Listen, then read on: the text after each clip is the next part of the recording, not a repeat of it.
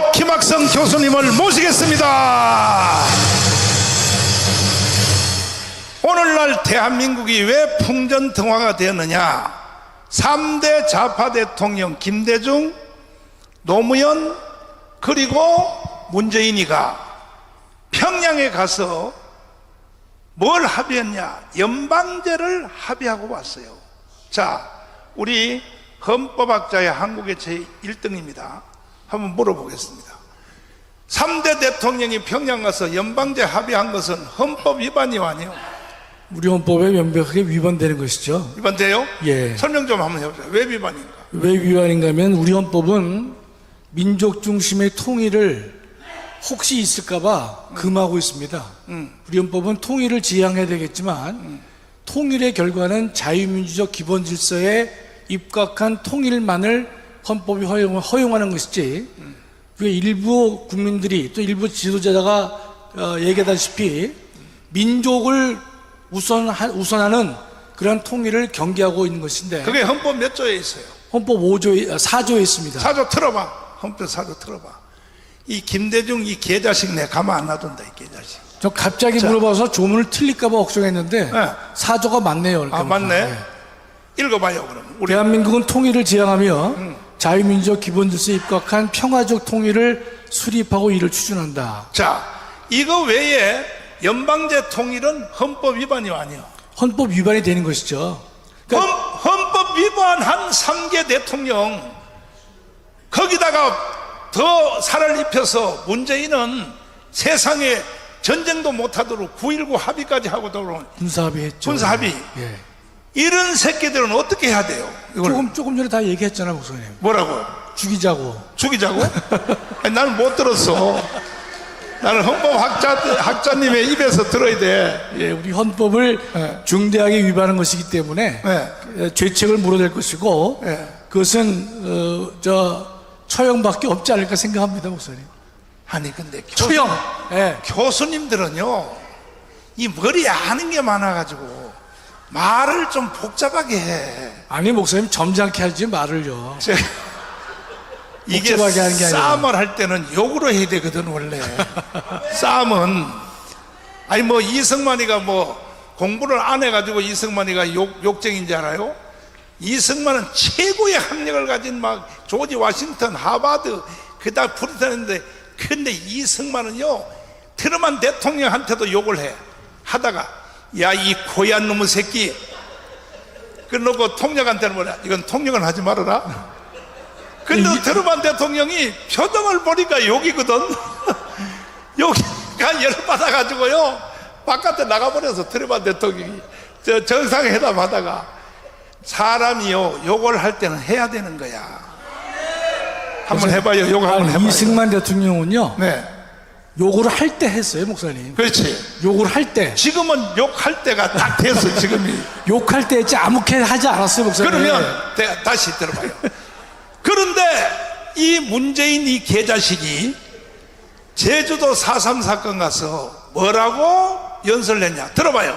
그러나 누구보다 먼저 꿈을 꾸었다는 이유로 제주는 처참한 죽음과 마주했고, 지난날 제주가 꾸었던 꿈이 지금 우리의 꿈입니다. 자, 제주가 꿨던 꿈이 여러분의 꿈 맞아요? 광주요, 대답하라. 제주도 4.3 무장폭동의 꿈이 여러분의 꿈 맞아요? 문재인이야, 이 개자식아. 그거는 너 혼자 꿈을 꾸든지 말든지 왜 국민에게 왜 강요해, 이 개새끼야. 이 말 속에는 뭐냐, 반드시 대한민국을 해체하고 북한의 연방제로 넘기겠다는 말이야. 이놈이 이제는 욕할 때가 됐죠? 해봐요, 한번 세게. 야, 확실하게 하라고 그러잖아, 봐요. 아주 죽일 놈이죠, 뭐. 근데 이거는 헌법 위반이요, 아니요?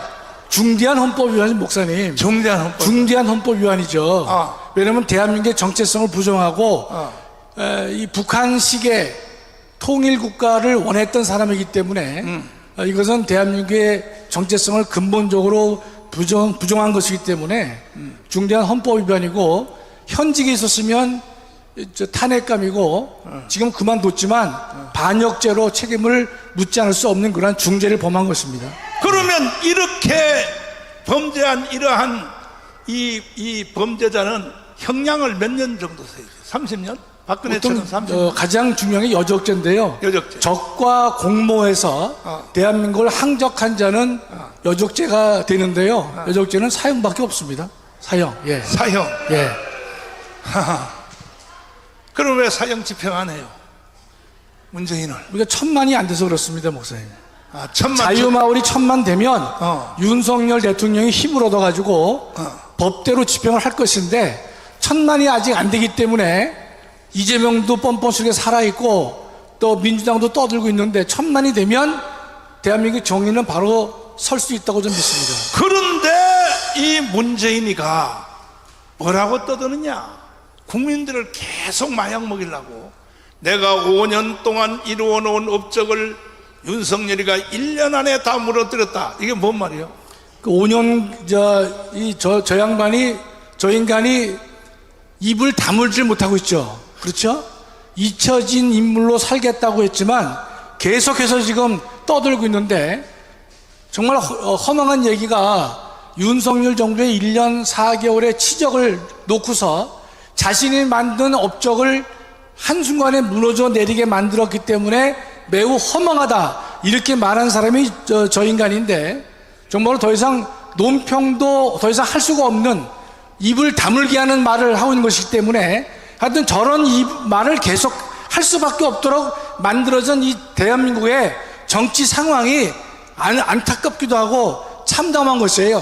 그렇기 때문에 우리가 1000만을 조직하고 내년에 200석을 달성해서 대한민국의 정의를 바로 세우지 않고서는 대한민국이 바로 설 수 없다 이렇게 믿고 있습니다. 김정은이한테 USB를 넘겨준 거 있죠? 네. 그 안에 원자력 발전소 그 설계도가 다 들어있고. 네. 예? 발전소가 있다고 믿죠. 그 임무수에서 아니요, 발전소가 나왔다네요. 아니, 언론에서요 다 예. 공개했어요. 아니, 이미. 언론은 얘기했지만 정확하게 그 아직은 문장을 작성한 그 예. 저 원자력 발전소 직원이 네네. 자수했어요. 발전소 그 단어가 입모양에서 나왔어요, 목사님. 예, 그거는 맞아요. 입모양도 나왔고. 그렇습니다. 아니 예. 서류도 나왔어. 그 서류가 뭔가면요. 문재인이가 그런 말을 했기 때문에 이후에 바로 산자부 공무원들이요 원전을 지어주는 그 작업을 많이 했습니다. 그래서 산자부 직원들이 여러분 기억하시겠지 모르겠는데 일요일 밤늦게 가서 그 서류를 다 파기시켜 했지 않습니까? 왜 했냐면 문재인의 지시에 의해서 북한의 원전을 지어주려고 하는 작업들을 해왔기 때문에 그거를 없애기 위해서 일요일 날 밤에 가서 문건을 없앤 겁니다. 자, 그러면 우리나라에서는 원자력 발전소를 폐기해놓고 네. 그 세계 제1등 가는 원자력 발전소의 설계도를 북한한테 넘긴 것은 이건 여적죄요. 아니 목사님 물을 필요도 없고 모를 필요도 없어. 그래 이 새끼가 여적죄를 범한 거는 뭐 100개도 넘겠구만. 100개까지는 안 되지만요. 100개까지는 안 돼. 수없이 많습니다. 수없이 많아? 셀 수 없을 정도로 많습니다. 네. 많아요? 그러나 USB 하나만 가지고도 정확하게 우리가 책임을 묻고도 남는다고 생각하는 것이죠, 목사님. 내가 76개 혐의로 고발돼서 깜빵을 3번 갔다 왔는데 제일 큰 제목이 뭐냐? 왜 현역 대통령을 간첩이라고 했습니까? 그것도 혼자 한 게 아니고 광화문 광장에서 이것이 제일 큰 죄였어요. 재판 받는데 판사님이 물어 나한테 왜 현역 대통령을 간첩이라고 했습니까? 그래서 이거는 내가 대답할 문제가 아닙니다. 누가 대답해야 돼요? 그래서 아니 이거는 문재인이가 김정은한테 넘겨준 USB 내용 안에 보면 스스로 지가 간첩이라는 게 들어있습니다. 재판을 오늘 여기까지 해놓고 중지시켜놓고 그 다음날 청와대한테 USB 내용을 제출하라고 재판부에 명령을 내렸어요. 못하는 거야. 다시 또 명령했어요. 못하는 거야. 3번째 또 했어요. 못 내놓는 거야. 그러니까 판사가 열받아가지고 76개 혐의를 다 나한테 무죄를 때려버린 거예요. 무죄를 때린 거야. 무죄를 때린 거야. 무죄를.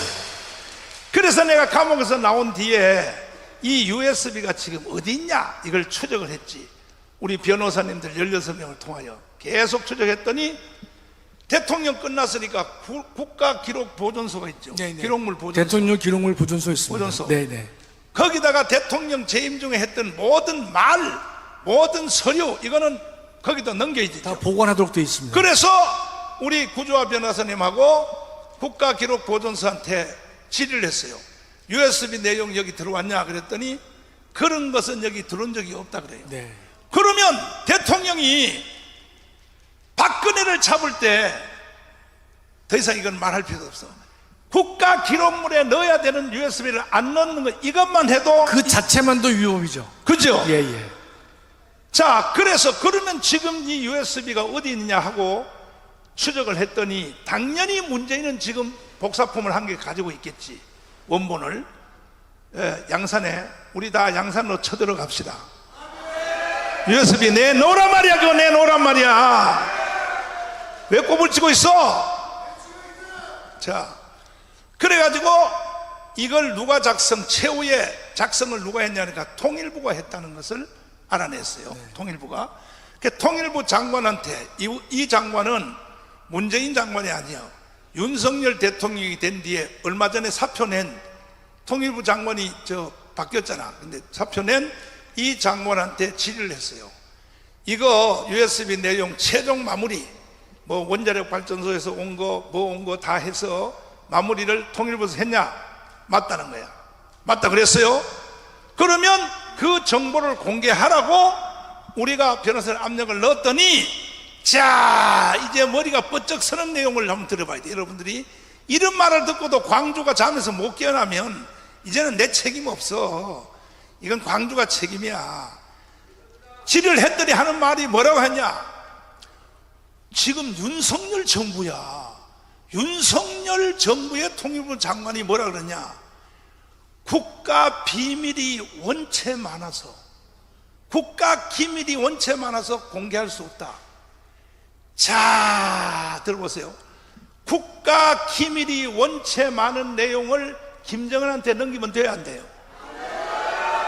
우리 한국 국민들에게도 공개할 수 없다는 내용을 김정은한테 넘긴 이 개새끼는 어떻게 해야 돼요? 죽여 있어요. 자, 시간 관계상 우리 마지막 마무리 연설을 좀 세게 좀 해줘봐요. 예, 예. 교수님은 말을 너무 부드럽게 해. 예. 내가 가서 당장 저 새끼를 죽이겠습니다. 그렇게 헌법학자가 돼가지고 헌법을 지켜야죠. 근데 제가 오늘 이렇게 소개하고자 하는 것은요, 요거가 좀 다른데, 세종시의 의미를 좀 새롭게 보셔야 됩니다. 세종시를 우리가 세종시에다가 수도 이전을 하려는 사람이 노무현이었죠. 근데 그것이 위헌 판결 받으셨습니까?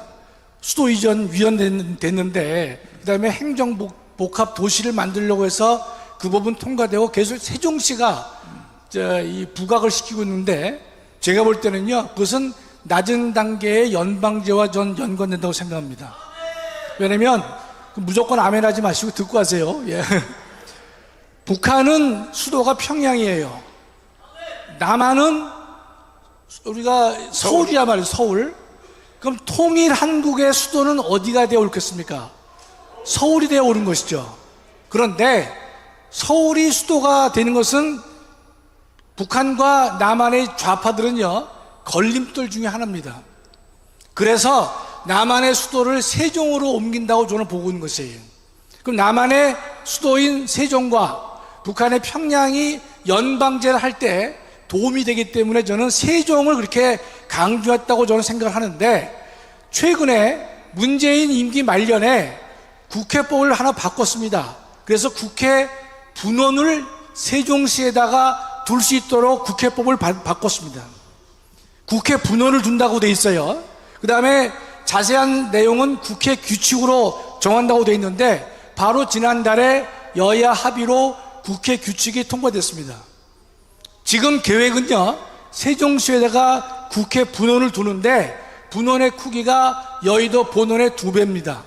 그 다음에 18개 상임위원회 중에서 3분의 2가 세종 분원으로 가도록 설계가 되어 있습니다. 국회 규칙에 나와 있는 것이에요. 또 하나 기가 막힌 것은 대통령실의 분원을 세종시에 둘 수 있다라고 규정을 바꾼 것이에요. 청와대도 그걸로 부지 다 정해놨어요. 그렇습니다. 그러면 우리나라 헌법재판소가 수도의 상징은 대통령이 있어야 되고 국회가 있어야 된다라고 헌법재판소가 밝힌 바가 있습니다. 대통령과 국회가 위치하는 곳이에요. 그렇다면 세종시를 계속 강화하면서 우리나라가 그렇게 큽니까?